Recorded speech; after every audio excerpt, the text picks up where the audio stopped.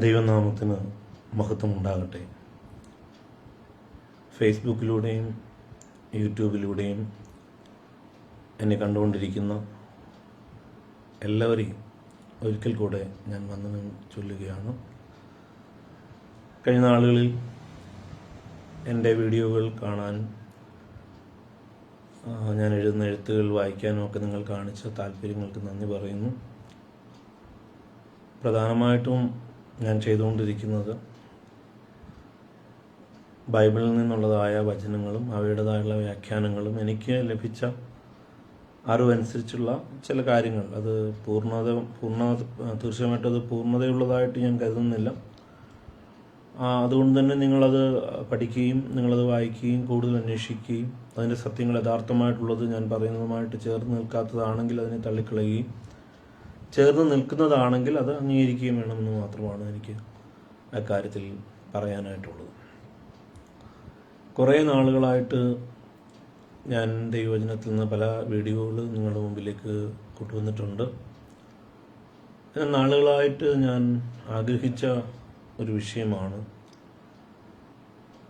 മനുഷ്യൻ പുറമേ കാണപ്പെടുന്ന രൂപം മാത്രമല്ല, മനുഷ്യൻ്റെ ഉള്ളിൽ ദേഹി, ആത്മാവ് എന്നിങ്ങനെ രണ്ട് ഘടകങ്ങൾ കൂടി ഉള്ളതായിട്ട് ബൈബിൾ വ്യക്തമാക്കുന്നുണ്ട്. അതെന്താണെന്നും, കാരണം നമ്മളൊരു മനുഷ്യനെ കാണുമ്പോൾ ഒരാളെ കാണുന്നു, അത്രയല്ലേ ഉള്ളൂ. പക്ഷേ ആ ആൾക്ക് അകത്ത് ചിന്തകളുണ്ട്, മറ്റ് ആത്മാവുണ്ട്, ദേഹി, ഇതൊക്കെ എന്താണെന്നുള്ളത് ഒരാൾക്ക് പറഞ്ഞു കൊടുക്കുക അത്ര എളുപ്പമുള്ള കാര്യമല്ല. ഞാൻ വചനം സംസാരിക്കാനായിട്ട് അവസരം ലഭിച്ചിരുന്ന സമയത്തൊക്കെ ഞാനത് ചില കുട്ടികളെയൊക്കെ വിളിച്ചു അവരെ പ്രതിബിംബങ്ങളാക്കിക്കൊണ്ട് അവരിലൂടെ ഞാനത് എൻ്റെ കേൾവിക്കാർക്കും പ്രേക്ഷകർക്കും കാണിച്ചു കൊടുത്തിട്ടുണ്ടായിരുന്നു. അത് വീഡിയോ ആയിട്ട് ചെയ്യണമെന്ന് ഞാൻ വിചാരിച്ചു. ആ സന്ദർഭത്തിൽ ചില കുട്ടികളെ അതിനായിട്ട് തിരഞ്ഞെടുക്കാമെന്ന് ഞാൻ കരുതിയെങ്കിലും എനിക്കങ്ങനെ ആളുകളെ അങ്ങനെ കാണിക്കാനായിട്ട് എൻ്റെ കൈവശം അതിനുള്ള ആളുകളൊന്നും അങ്ങനെ ഇല്ലാത്തതുകൊണ്ടും, അങ്ങനെ ഇനിയിപ്പോൾ നമ്മൾ അല്ലാതെയുള്ള ആളുകളെ ആരെങ്കിലും അതിനായിട്ട് വിളിച്ചാൽ അതൊക്കെ അതെങ്ങനെയായിരിക്കും ഉൾക്കൊള്ളുക, അല്ലെങ്കിൽ അവരൊക്കെ അത് സമ്മതിക്കുമോ എന്നൊക്കെ ഉള്ളത്. കാരണം എനിക്കൊരു പ്രത്യേകിച്ചൊരു സംഘടനയുടെ ലെവലിലൊന്നും അല്ലല്ലോ, ഞാൻ വ്യക്തിപരമായിട്ടാണല്ലോ ഈ ദൈവവചന ശുശ്രൂഷ ചെയ്തുകൊണ്ടിരിക്കുന്നത്. അപ്പം അതുകൊണ്ട് എനിക്ക് ആ കാര്യം ബുദ്ധിമുട്ടായിട്ട് മാറി. അപ്പം പിന്നീട് ഞാൻ കരുതി ഏതെങ്കിലുമൊക്കെ രൂപങ്ങൾ വെച്ചിട്ട് പാവകളോ എന്തെങ്കിലും കാണിച്ചുകൊണ്ട് അത് ചെയ്യാമെന്ന് വിചാരിച്ചു. പിന്നെ അതൊക്കെ പണച്ചെലവുള്ള കാര്യങ്ങളാണ്. പിന്നെ അതിനേക്കാളൊക്കെ ഉപരിയായിട്ട് ലളിതമായിട്ട് കാണിക്കാനായിട്ട് സാധിക്കുമല്ലോ എന്ന നിലയിൽ ഞാൻ ഈ കുപ്പിയിൽ അതിൻ്റെ പുറത്ത് പേരുകളൊക്കെ ഒട്ടിച്ച് അത് ചെയ്യാനായിട്ട് ആഗ്രഹിച്ചു. പക്ഷേ അങ്ങനെ ദേഹം, ദേഹി, ആത്മാവ് എന്നുള്ള കാര്യങ്ങളിലേക്ക് വരുമ്പോൾ എനിക്ക് ദൈവത്തെക്കുറിച്ച് പറഞ്ഞ് തുടങ്ങേണ്ടിയിരിക്കുന്നു. കാരണം മനുഷ്യൻ്റെ സൃഷ്ടിപ്പ് ബൈബിളിൻ്റെ അടിസ്ഥാനത്തിൽ മനുഷ്യനെ സൃഷ്ടിച്ചത് ഉൽപ്പത്തി പുസ്തകത്തിലാണ് അതിനെപ്പറ്റിയുള്ള വിവരണമുള്ളത്. അവിടെ ദൈവം ഇങ്ങനെ പറയുന്നതായിട്ട് നാം കാണുന്നു: നാം നമ്മുടെ സ്വരൂപത്തിൽ നമ്മുടെ സാദൃശ്യപ്രകാരം മനുഷ്യനെ ഉണ്ടാക്കുക എന്നാണ് ഉൽപ്പത്തി പുസ്തകത്തിൽ എഴുതിയിരിക്കുന്നത്. അപ്പം ദൈവത്തിൻ്റെ സ്വരൂപമാണ് മനുഷ്യൻ, ദൈവത്തിൻ്റെ സാദൃശ്യത്തിലാണ് മനുഷ്യൻ. അപ്പം മനുഷ്യനിൽ ഇങ്ങനെ മൂന്ന് ഘടകങ്ങൾ ചേർന്നതാണ് ആത്മാവിന് ദേഹം, ദേഹി, ആത്മാവ്. അതായത് ബോഡി, സോൾ, സ്പിരിറ്റ്. ഇത് മൂന്നും ചേർന്നതാണ് ഒരു മനുഷ്യനെന്ന് ഞാൻ പറയുമ്പോൾ അത് ദൈവത്തിൻ്റെ സ്വരൂപമാണ്, ദൈവത്തിൻ്റെ സാദൃശ്യമാണ് എന്ന് പറയുമ്പോൾ ദൈവവും അങ്ങനെയാണ് എന്ന് പറഞ്ഞു വേണം എനിക്ക് തുടങ്ങാൻ. അപ്പോൾ ഒരു പ്രശ്നം വരുന്നുണ്ട്.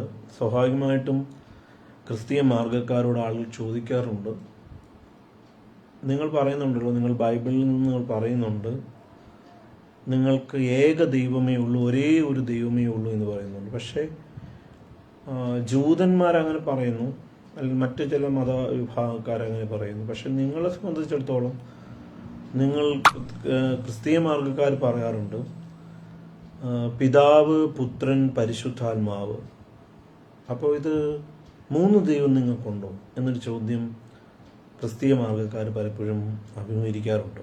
അപ്പോൾ അവർ പറയും ഇല്ല, ഒരേ ഒരു ദൈവം മാത്രമേ ഞങ്ങൾക്കുള്ളൂ. അങ്ങനെയെങ്കിൽ ആരാണ് ആ ദൈവം? പിതാവായ ദൈവമാണോ ആ ദൈവം? പുത്രനാണോ ആ ദൈവം?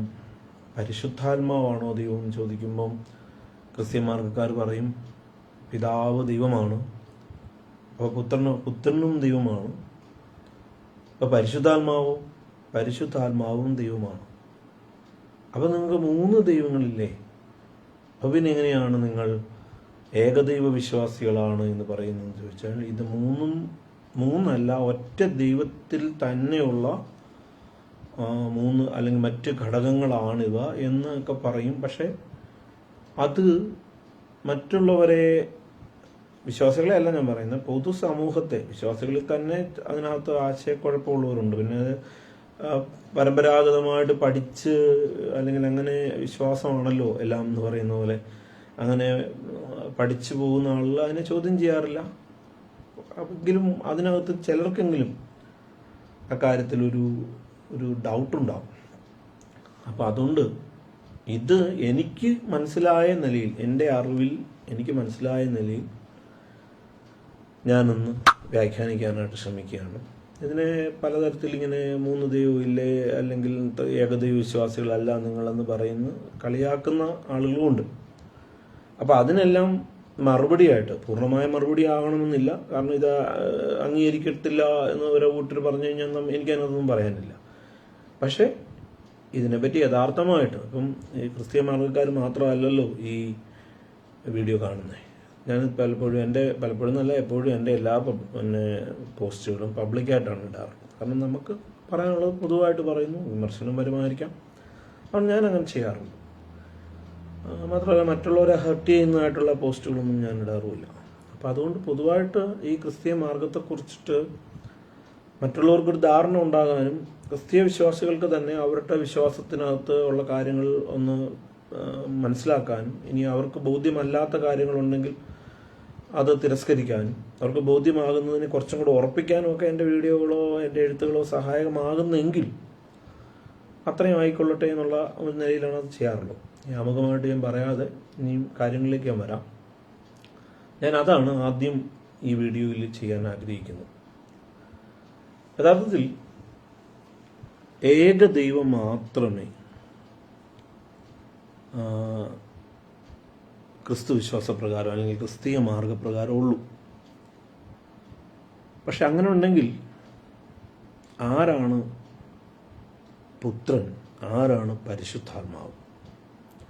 ഞാൻ പറയുന്നു, പിതാവായ ദൈവം ദൈവമാണ്, പുത്രനായ ദൈവം ദൈവമാണ്, പരിശുദ്ധാത്മാവായ ദൈവം ദൈവമാണ്. പക്ഷെ ഒറ്റ ദൈവം മാത്രമേ ഉള്ളൂ. ഇതെങ്ങനെയാണ് എന്ന് ആണ് ഞാൻ ആദ്യം പറയാൻ പോകുന്നത്. എന്നാൽ ഈ 3 ഒന്നായിരിക്കുന്നത് പോലെ തന്നെയാണ് മനുഷ്യനിൽ, ഒറ്റ മനുഷ്യനേ ഉള്ളൂ. എന്നാൽ മനുഷ്യനിൽ ബോഡിയുണ്ട്, ശരീരമുണ്ട്, അഥവാ ദേഹമുണ്ട്.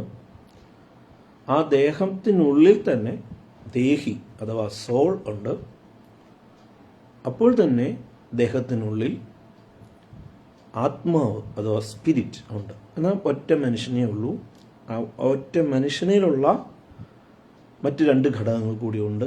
അതുപോലെ തന്നെ ദൈവം ഏകനാണ്. ദൈവത്തിൽ പിതാവ്, പുത്രൻ, പരിശുദ്ധാത്മാവ് എന്നിങ്ങനെ 3 ഘടകങ്ങളുണ്ട് എന്നാണ് ഞാൻ പറയാൻ ആഗ്രഹിക്കുന്നത്. അതായത് ഞാനിങ്ങനെ ഒരു കുപ്പിയിൽ ഇതായിട്ട് കാണിക്കുമ്പോൾ നിങ്ങൾക്ക് കാണാൻ പറ്റുമോ? തിരിച്ചു കാണിക്കേണ്ടി വരുമായിരിക്കും. കാരണം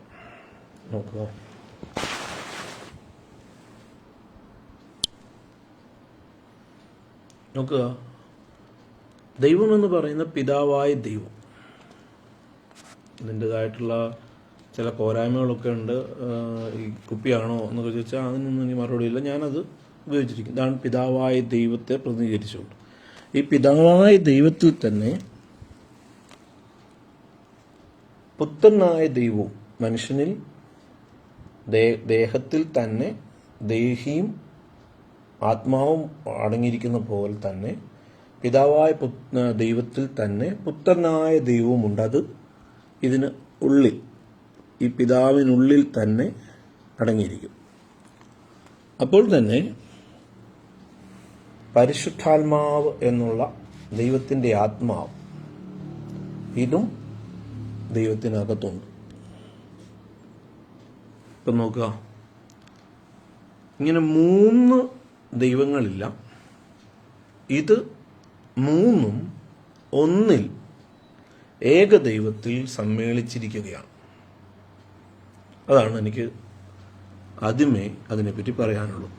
അതായത് ക്രിസ്തീയ വിശ്വാസപ്രകാരം ബൈബിളിൽ നിന്ന് ഞാൻ മനസ്സിലാക്കുന്ന കാര്യമാണ്, ഏകദൈവമേ ഉള്ളൂ.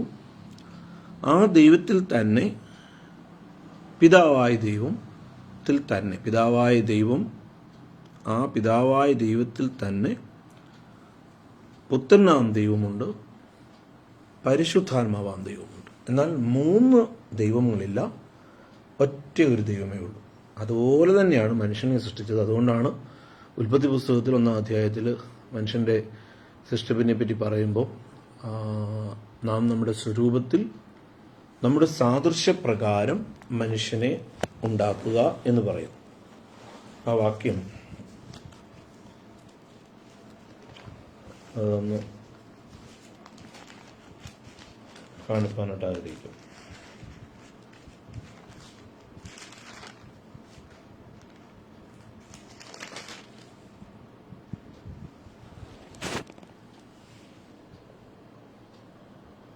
ഉൽപ്പത്തി പുസ്തകം 1-ാം അധ്യായം 26-ാമത്തെ വാക്യത്തിൽ എഴുതിക്കും, അനന്തരം ദൈവം നാം നമ്മുടെ സ്വരൂപത്തിൽ നമ്മുടെ സാദൃശ്യപ്രകാരം മനുഷ്യനെ ഉണ്ടാക്കുക. അപ്പോൾ നോക്കുക, ഇങ്ങനെയാണ് മനുഷ്യനെ ദൈവം സൃഷ്ടിക്കുമ്പോൾ എന്നാ ചെയ്യുന്നത്? നാം നമ്മുടെ സ്വരൂപത്തിൽ നമ്മുടെ സാദൃശ്യപ്രകാരം. അപ്പോൾ ദൈവത്തിൻ്റെ സാദൃശ്യപ്രകാരമാണ് മനുഷ്യനെ സൃഷ്ടിച്ചതെന്ന് ബൈബിൾ പറയുന്നു. ഞാനിത് ബൈബിളിൻ്റെ അടിസ്ഥാനത്തിലാണ് ഞാനിത് പറയുന്നത്. മറ്റ് മതവിഭാഗങ്ങൾക്കൊക്കെ അവരവരുടേതായിട്ടുള്ള മതഗ്രന്ഥങ്ങളിൽ വിവിധങ്ങളായ നിലകളിൽ മനുഷ്യൻ്റെ ഉൽപ്പത്തിയെപ്പറ്റി പറയുന്നുണ്ട്.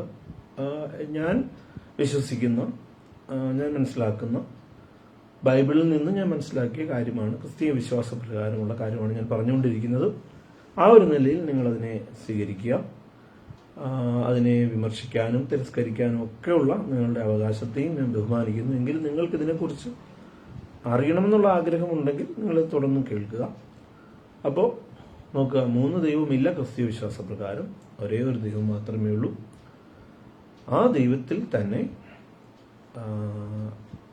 മനുഷ്യനിൽ ദേഹം, ദേഹി, ആത്മാവ് എന്നിങ്ങനെ 3 ഘടകങ്ങൾ ഉള്ളതുപോലെ പുറമേ കാണുന്നത് ദേഹം, ഉള്ളിൽ തന്നെ ദേഹി, അപ്പോൾ തന്നെ അതിന് മനുഷ്യനുള്ളിൽ തന്നെ ആത്മാവ് എന്നൊരു ഘടകമുണ്ട്. അതായത് ഇംഗ്ലീഷിൽ പറഞ്ഞാൽ ബോഡി പുറമേ കാണുന്നു, കാണാൻ കഴിയാത്തതായിട്ടുള്ള സോൾ അഥവാ ദേഹി, അതുപോലെ തന്നെ സ്പിരിറ്റ് അഥവാ ആത്മാവ് എന്നിങ്ങനെ 3 ഘടകങ്ങൾ മനുഷ്യനിലുണ്ട്. ദൈവത്തിലും അതുപോലെ 3 ഘടകങ്ങൾ. പിതാവായ ദൈവം, ആ പിതാവായ ദൈവത്തിനുള്ളിൽ തന്നെ പുത്രനാം ദൈവം, അവിടെ തന്നെ പരിശുദ്ധാത്മാവാകും ദൈവം. 3 ദൈവമില്ല, ഒരേ ഒരു ദൈവം. അപ്പോൾ ഇനി മനുഷ്യന്റെ സൃഷ്ടിപ്പിനെ പറ്റി വരുമ്പോൾ ഇതിനകത്തൊരു ചോദ്യം ഉണ്ടാവും, ക്രിസ്തു ആരാണ്? ക്രിസ്തു ആരാണ് എന്നൊരു ചോദ്യം ആളുകൾ ചോദിക്കാറുണ്ട്. ക്രിസ്തു ദൈവമാണോ എന്ന് ചോദിച്ചാൽ ക്രിസ്തു ദൈവമാണ്. ക്രിസ്തു ദൈവമാണ് എന്നുള്ളതിന് ധാരാളം വാക്യങ്ങൾ ബൈബിളിൽ നിന്ന് തന്നെ എടുത്ത് ഞാൻ ചില വാക്യങ്ങൾ പറയാം. അപ്പോൾ ക്രിസ്തു ദൈവമാകുമ്പം എങ്ങനെയാണ് ഈ 3 ദൈവത്തിൽ തന്നെ ക്രിസ്തു ആരാണ്?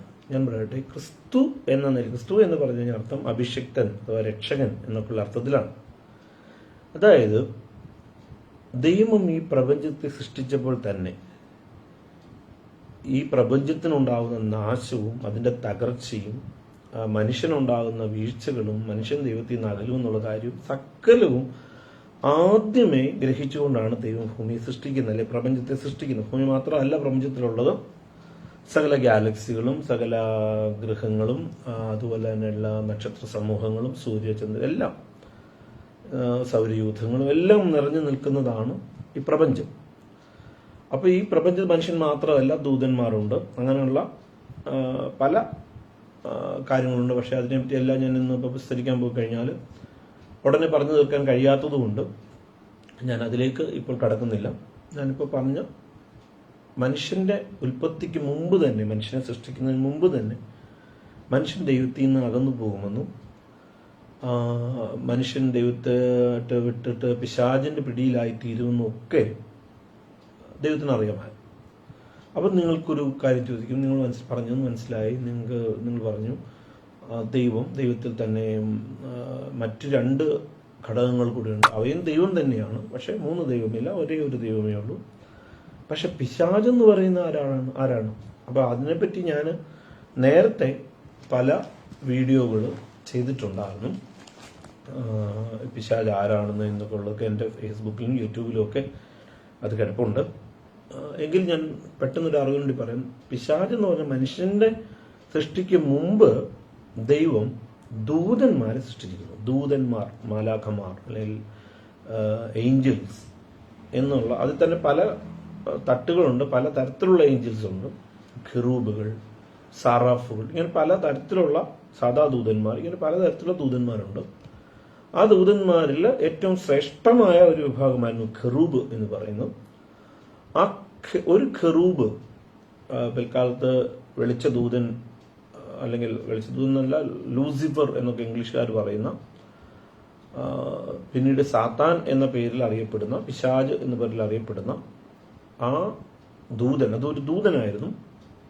ദൈവത്തിന്റെ ഏറ്റവും ശ്രേഷ്ഠ ദൂതന്മാരിൽ ഒരാളായിരുന്നു ഈ പിന്നീട് സാത്താൻ എന്ന പേരിൽ വീണുപോയ പിശാജ് എന്ന പേരിൽ അറിയപ്പെടുന്ന ആള്. ദൈവത്തിന്റെ ദൂതനായിരുന്നു. അപ്പം ദൈവം സൃഷ്ടിച്ചതാണ്. പക്ഷെ ദൈവം, അപ്പം ഇവിടെ എനിക്ക് ഉത്തരം പറയാൻ പറ്റാത്ത ഒരു ചോദ്യമുണ്ട്, അത് ഞാൻ പറയാം. നിങ്ങളുടെ യുക്തിവാദികളോ അല്ലെങ്കിൽ തർക്കിക്കുന്നവരോ ഉണ്ടെങ്കിൽ ചില ചോദ്യങ്ങൾക്ക് ഉത്തരം എനിക്ക് അറിഞ്ഞുകൂടാ, എനിക്ക് അറിയാത്ത കാര്യങ്ങൾ അറിഞ്ഞുകൂടാ എന്ന് മാത്രമേ എനിക്ക് പറയാൻ പറ്റൂ. ഇനി എന്തെങ്കിലും കാലത്ത് ദൈവം എനിക്ക് അത് മനസ്സിലാക്കി തന്നാൽ ഞാൻ പറയാൻ സാധിക്കും. എന്നാൽ ചിലതൊന്നും ഒരിക്കലും എനിക്ക് പറയാൻ പറ്റൂല. അപ്പം പിന്നെ ഞാൻ അതിനെപ്പറ്റി എനിക്ക് അറിയില്ല എന്നല്ല പറയാൻ പറ്റത്തുള്ളൂ. അതായത് ദൈവത്തിന് ഇങ്ങനെ പിശാച് അല്ലെങ്കിൽ ദൂതനായ ഒരാൾ, ഖിറൂബ് എന്ന് പറയുന്ന നിലയിൽ ദൈവം ഉണ്ടാക്കിയ ദൂതൻ പിശാച് എന്ന് പറയുന്ന നിലയിൽ നശിച്ചു പോകും എന്ന് ദൈവത്തിന് അറിയാമായിരുന്നു എന്ന് വെച്ചാൽ ദൈവത്തിന് അറിയാം. പിന്നെ ദൈവം എന്തിനാ ഇതൊക്കെ ചെയ്തെന്ന് വെച്ച് കഴിഞ്ഞാൽ അതിന് ചോദ്യത്തിന് എനിക്ക് ഉത്തരം അറിയില്ല. കാരണം ഞാനൊരു മനുഷ്യനാണ്. മാനുഷികമായിട്ട് ദൈവം വെച്ചിരിക്കുന്ന വ്യവസ്ഥയ്ക്കകത്ത് നിന്നുകൊണ്ട്, ദൈവം പിന്നെ ക്രമീകരിച്ചിരിക്കുന്ന ക്രമീകരണത്തിനകത്ത് നിന്നുകൊണ്ട് കുറെ കാര്യങ്ങൾ പറയാമെന്നുള്ളതിനപ്പുറത്ത് എല്ലാ ചോദ്യങ്ങൾക്കും എനിക്ക് ഉത്തരം അറിയില്ല. അപ്പം അതുകൊണ്ട് അത് ദൈവത്തോട് തന്നെ നിങ്ങൾ ചോദിച്ച് മനസ്സിലാക്കേണ്ട ഒരു കാര്യമാണ്. അല്ലെങ്കിൽ എന്തെങ്കിലും ഒരു കാലത്തിൽ നമുക്കതറിയാൻ കഴിയും. എൻ്റെ കാരണം നമ്മളെക്കാൾ എത്രയോ ഉന്നതനാണ് ദൈവം. സകല പ്രപഞ്ചത്തെ ഉണ്ടാക്കിയ ദൈവത്തിന് കാര്യങ്ങൾ മനസ്സിലാക്കാനുള്ള ജ്ഞാനം എനിക്കുണ്ടെങ്കിൽ ഞാൻ ദൈവമായി പോകില്ലേ. അപ്പോൾ അതുകൊണ്ട് എനിക്കത് അറിയില്ല, ദൈവത്തിന് ഇതൊക്കെ എന്താ അറിയാം. പക്ഷെ ദൈവം പറഞ്ഞ വ്യവസ്ഥയ്ക്കകത്ത് നിന്നുകൊണ്ട് ഇതെങ്ങനെയൊക്കെ സംഭവിച്ചെന്ന് ഞാൻ പറയാൻ സാധിക്കും. ഈ പിശാചെന്ന് പിൽക്കാലത്ത് അറിയപ്പെട്ട, ഇന്ന് മനുഷ്യനെ മുഴുവൻ നശിപ്പിച്ചുകൊണ്ടിരിക്കുന്ന, അല്ലെങ്കിൽ മനുഷ്യനെ തെറ്റിലേക്ക്, അതായത് ആദ്യ മനുഷ്യനായിരിക്കുന്ന ആദം മുതൽ ഭൂമിയിലുള്ള സകല മനുഷ്യനെയും നശിപ്പിച്ചുകൊണ്ടിരിക്കുന്ന, അല്ലെങ്കിൽ നശിക്കാൻ വേണ്ടി പ്രവർത്തിച്ചുകൊണ്ടിരിക്കുന്ന പിശാചും അവന്റെ സംഘവും, യഥാർത്ഥത്തിൽ അവരെല്ലാം ദൂതന്മാരായിരുന്നു. അവരുടെ തലവനാണ് ഈ പറഞ്ഞ ഇംഗ്ലീഷുകാർ ലൂസിഫർ എന്ന് വിളിക്കുന്ന ആ ഖിറൂബ്. അദ്ദേഹത്തെ സൃഷ്ടിച്ച സമയത്ത് അദ്ദേഹം ദൈവത്തിന്റെ ഏറ്റവും ശ്രേഷ്ഠ ദൂതന്മാരിൽ ഒരാളായിരുന്നു. പ്രധാന ദൂതന്മാരെ പറ്റി നമുക്കറിയാം, ഗബ്രിയേൽ, മീഖായേൽ, ഇവരൊക്കെ പ്രധാന ദൂതന്മാർ. അതുപോലെ അല്ലെങ്കിൽ അവരെക്കാൾ കുറച്ചും കൂടെ പദവിയുള്ള ഒരു ദൂതനായിരുന്നു ഈ പറഞ്ഞ സാത്താൻ എന്ന് പിൽക്കാലത്ത് അറിയപ്പെടുന്നു. ഇപ്പോൾ സാത്താനെ പറ്റി കൂടെ പറഞ്ഞ് പോകേണ്ടതുള്ളതുകൊണ്ട് ഞാൻ അദ്ദേഹത്തെ കൂടുതൽ വർണ്ണിക്കാനൊന്നും ഞാനില്ല.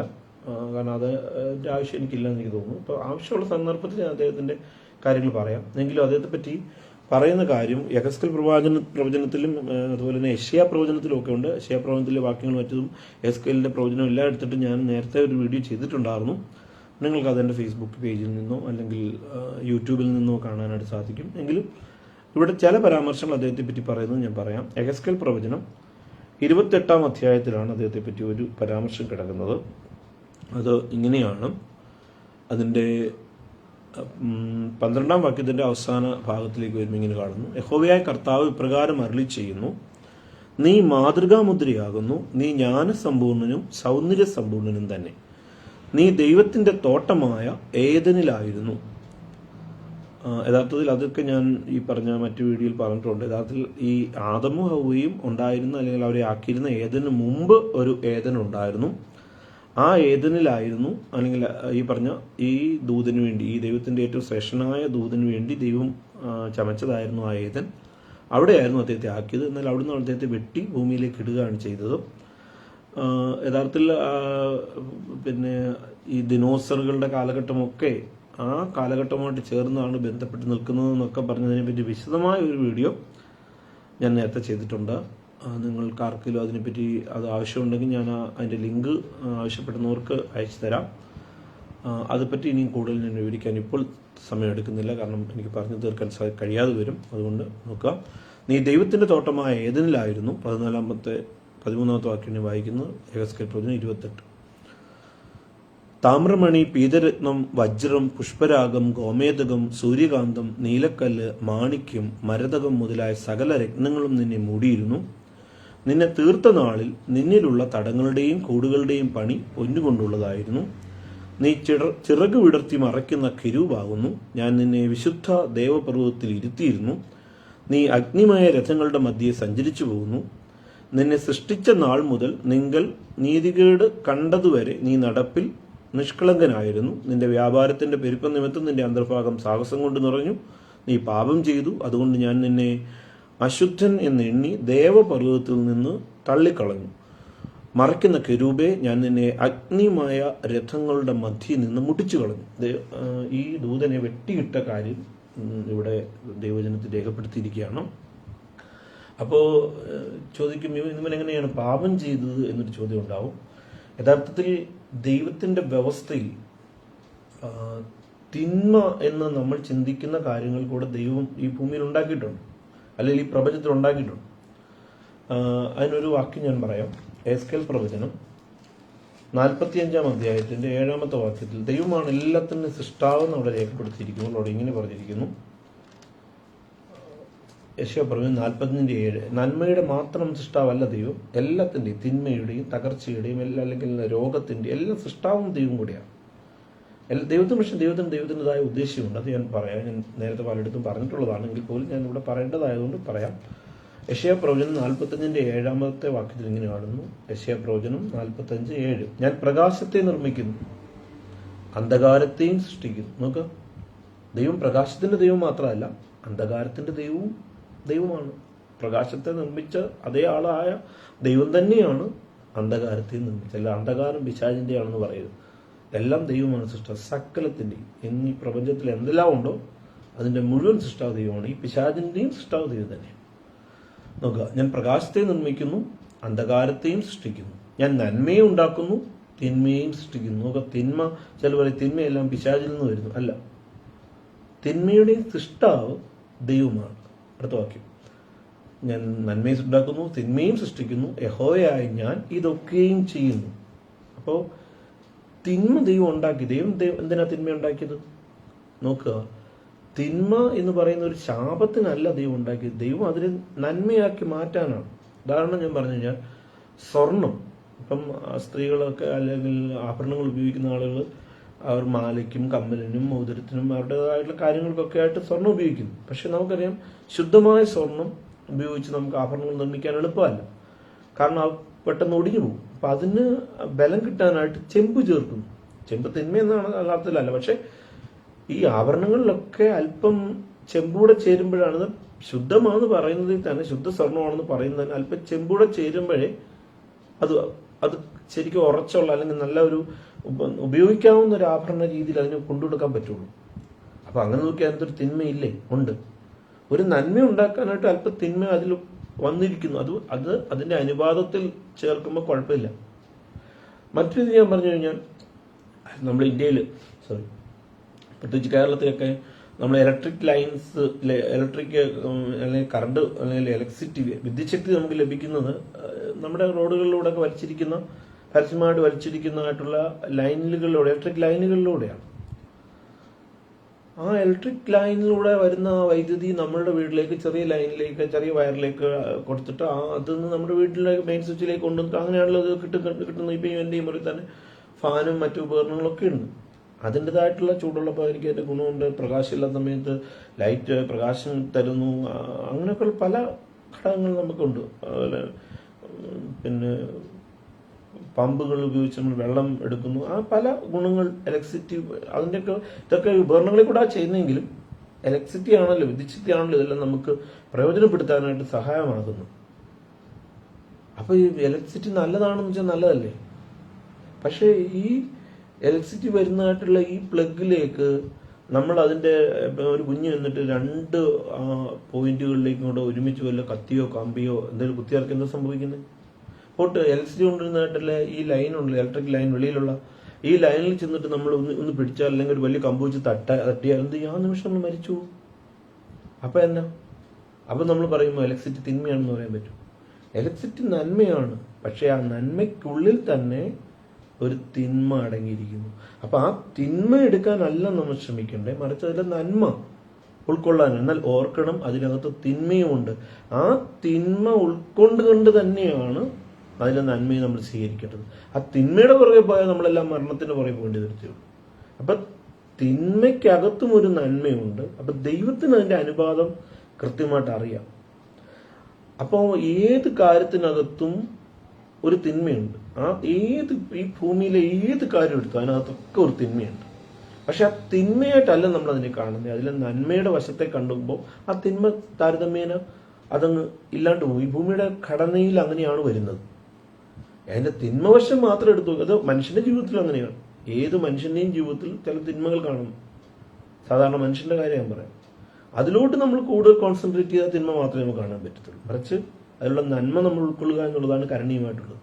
അപ്പൊ ദൈവത്തിന് അതിന്റെ അനുപാതങ്ങൾ കൃത്യമായിട്ട് അറിയാൻ പറ്റും. ദൈവത്തിന് തീർച്ചയായിട്ടും ഈ പ്രപഞ്ച സൃഷ്ടിയിൽ ദൈവത്തിന്റെ കാര്യങ്ങളൊക്കെ ചെയ്യുന്നതിന് തിന്മ കൂടെ വേണം. പക്ഷെ ഒരു കാര്യമുണ്ട്, ദൈവത്തെ സംബന്ധിച്ചിടത്തോളം തിന്മയല്ല, തകർച്ചയല്ല, പരാജയമല്ല. ദൈവത്തിന് അതിനെ നന്മയാക്കി മാറ്റാൻ കഴിയും. പക്ഷെ അതിനെ ഉപയോഗിക്കാൻ അറിയാത്തവൻ അത് ഉപയോഗിക്കാൻ പോയി കഴിഞ്ഞാൽ അത് തിന്മയായിട്ട് മാറും. അപ്പോ ഈ പറഞ്ഞ ലൂസിഫറിനെ അല്ലെങ്കിൽ പിശാചിനെ അല്ലെങ്കിൽ പിന്നീട് പിശാജ് എന്ന പേരിൽ അറിയപ്പെട്ട ദൈവദൂതനെ സൃഷ്ടിച്ച സമയത്ത് അവനെ തിന്മയാക്കാനല്ലായിരുന്നു ദൈവത്തിന് ഉദ്ദേശം. പക്ഷെ ഭൂമി തിന്മ അല്ലെങ്കിൽ പ്രപഞ്ചത്തിൽ, ഭൂമി എന്നുള്ളതിനേക്കാൾ ഉപരി പ്രപഞ്ചത്തിൽ തിന്മയും ദൈവം ഉണ്ടാക്കിയിരുന്നു. ഈ ലൂസിഫർ അതാ ഈ പറഞ്ഞ പിശാചായി തീർന്ന ദൈവദൂതൻ അവൻ ഈ തിന്മയിൽ ആകൃഷ്ടനായി. അവൻ തിന്മയിൽ ആകൃഷ്ടനായപ്പോൾ അവന് നിഗളം ഉണ്ടായി. പാപം എന്ന് പറയുന്നത് അർത്ഥത്തിൽ ആദമല്ല ആദ്യ പാപം ചെയ്യുന്നത്. ഇവിടെ പാപം കണ്ടെത്തിയ നാളെന്ന് പറയുമ്പോൾ ആദ്യ പാപത്തിന്റെ പിടിയിലായി പോയത് ഈ ദൂതനാണ്. ലൂസിഫർ എന്ന് ഇംഗ്ലീഷ് പേരിൽ വിളിക്കുന്നതായിട്ടുള്ള ഈ ദൂതനാണ് പാപത്തിന്റെ പിടിയിലായി പോയത്. അവന്റെ ഉള്ളിൽ നിഗളം വന്നു, അവനെ എവിടുന്ന് വെട്ടിയിട്ടുന്നതായിട്ട് നമുക്ക് കാണാൻ സാധിക്കും. അപ്പോൾ അങ്ങനെയാ. എന്നിട്ട് അവൻ അവന്റെ കൂട്ടത്തിൽ കുറെ ദൂതന്മാരെയും കൂടെ തന്റെ വശത്താക്കി. 3 ദൂതന്മാരെ അവൻ വശത്താക്കി എന്നാണ് വേദപുസ്തകം പറയുന്നത്. അപ്പോൾ കോടി ദൂതന്മാര് ദൈവത്തിനുണ്ടെങ്കിൽ ആ ദൈവത്തിനുള്ള കോടി ദൂതന്മാരിന്റെ 1/3 അവ കണക്കെടുത്ത് നോക്കിക്കഴിഞ്ഞാൽ കൃത്യമായ ഒരു കണക്ക് കിട്ടും. ആ കണക്കുകളിലേക്കൊക്കെ ഞാൻ പോകാൻ എനിക്ക് ചില പരിമിതികളുണ്ട്. ഞാൻ അതിലേക്ക് ഇപ്പോൾ പോകാൻ ഉദ്ദേശിക്കുന്നില്ല. ആ ദൂതന്മാരെയൊക്കെ നമുക്ക് കാണാനും സാധിക്കും, അറിയാനും സാധിക്കും. അതേക്കുറിച്ചും ഞാനിപ്പോൾ വിസ്തരിക്കാൻ പറയാൻ പറ്റില്ല. കാരണം അവ എൻ്റെ വിഷയമല്ല. അതിനെപ്പറ്റി ഒക്കെ നിങ്ങൾക്ക് മനസ്സിലാക്കാൻ സാധിക്കും. അത് നിങ്ങളുടെ ആത്മീക നിലവാരം അനുസരിച്ച് നിങ്ങൾ ചെയ്യുക എന്ന് പറഞ്ഞ് ഞാൻ ആ ഭാഗത്തു നിന്നും മാറുകയാണ്. അപ്പോൾ പ്രപഞ്ചം സൃഷ്ടിക്കുന്നതിന് മുമ്പ്, ദൂതന്മാരെ സൃഷ്ടിക്കുന്നതിന് മുമ്പ് ദൈവത്തിന് അറിയാം ഇതെല്ലാം ഇങ്ങനെ സംഭവിക്കും.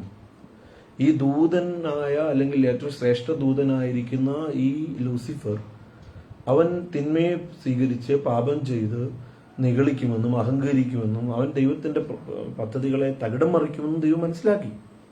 അപ്പോൾ അതിനപ്പുറമായി ദൈവം മനുഷ്യനെന്ന് പറയും ദൂതന്മാരുടെ സൃഷ്ടി കൊണ്ട് ദൈവം ഇത് അവസാനിപ്പിക്കാൻ ആഗ്രഹിക്കുന്നില്ല. ദൈവത്തിന്റെ മനസ്സിനകത്തുള്ള ഏറ്റവും മനോഹരമായിരിക്കുന്ന ഒരു സൃഷ്ടിയുണ്ട് മനുഷ്യൻ.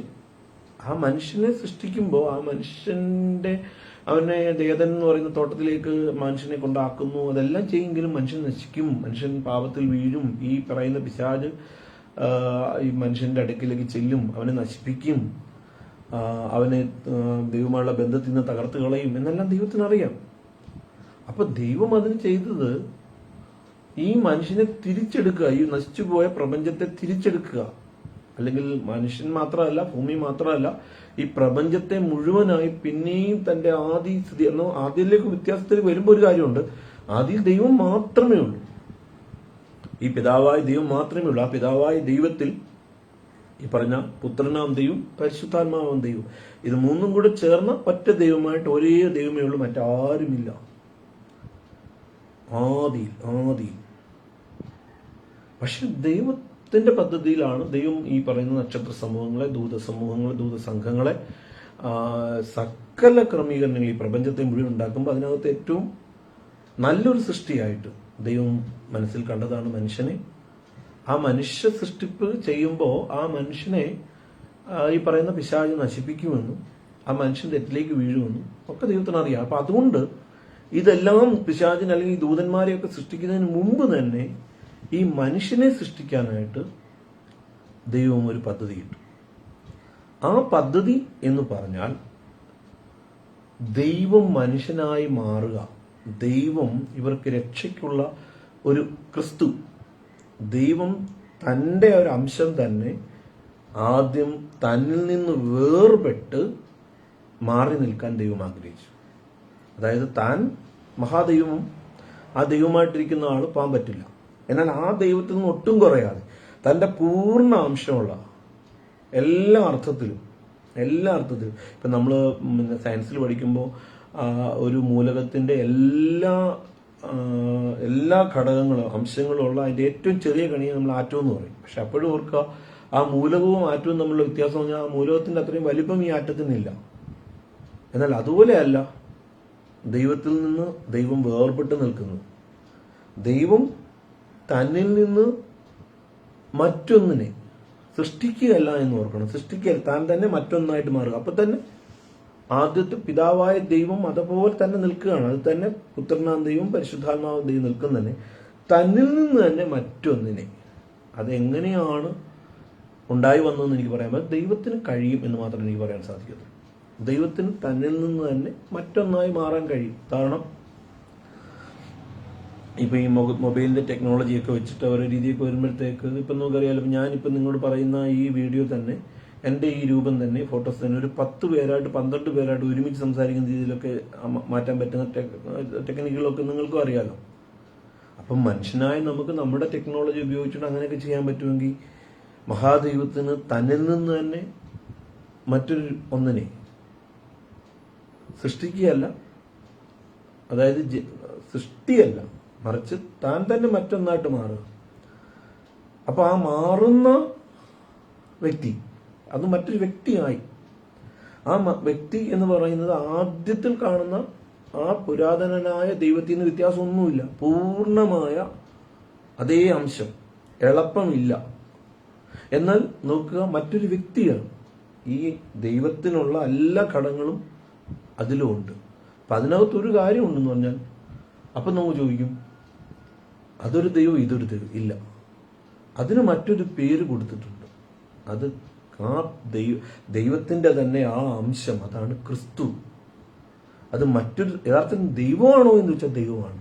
പക്ഷെ മറ്റൊരു ദൈവമായിട്ട് മാറാനല്ല, മറിച്ച് ഈ ദൈവത്തിൽ തന്നെയുള്ളതാണ്. എന്നാൽ മറ്റൊരു പർപ്പസിന് വേണ്ടി, മറ്റൊരു ഉദ്ദേശത്തിന് വേണ്ടി, അല്ലെങ്കിൽ സകലതും തിരിച്ച് ക്രമീകരിച്ച് പഴയ സ്ഥിതിയിലേക്ക് എത്തുന്നത് വരെ ഒരു വ്യക്തിത്വമായിട്ട് നിൽക്കാൻ വേണ്ടി മാറി നിൽക്കുകയാണ്. എന്നാൽ നിത്യതയിൽ ഈ മഹാദൈവത്തിൽ ഈ അംശം പൂർണ്ണമായി ലയിക്കുകയാണോ രണ്ടായിട്ട് നിൽക്കുകയാണോ എന്ന് നിത്യതയെ പറ്റി പറയാൻ എനിക്ക് അറിഞ്ഞുകൂടാ. എന്നാൽ നിത്യത വരെ ഈ വ്യക്തിയായി തന്നെ ഉണ്ടാകും. അതാണ് ഞാൻ പറഞ്ഞത് ഈ പുത്രൻ എന്ന് ഞാൻ എഴുതിച്ചിരിക്കുന്ന ഇതിലേക്ക്. അതായത് ഞാൻ നിങ്ങളെ കാണിച്ചായിരുന്നല്ലോ, ഞാൻ നിങ്ങളെ കാണിച്ചിരുന്നു ഫാദർ, പിതാവായ ദൈവം, അപ്പൊ തന്നെ സൺ, പുത്രൻ അഥവാ ക്രിസ്തു, അപ്പോൾ തന്നെ പരിശുദ്ധാത്മാവ്. അപ്പൊ ഇതില് ഈ പിതാവായ ദൈവം നിൽക്കുമ്പോൾ തന്നെ ലോക സ്ഥാപനത്തിന് മുമ്പ് തന്നെ ഈ പുത്രൻ എന്ന് പറയുന്ന ഇതിലെ അംശത്തെ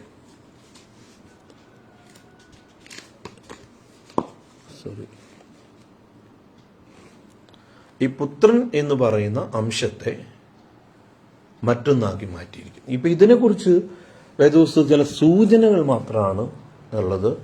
ആ സൂചനകൾ എന്ന് പറയുന്നത്, ഒന്ന്, സങ്കീർത്തനത്തിൽ നമുക്ക് കാണുവാനായിട്ട് സാധിക്കും. ഞാൻ ചില വാക്യങ്ങൾ വായിക്കാം, നിങ്ങളത് ശ്രദ്ധിക്കുക.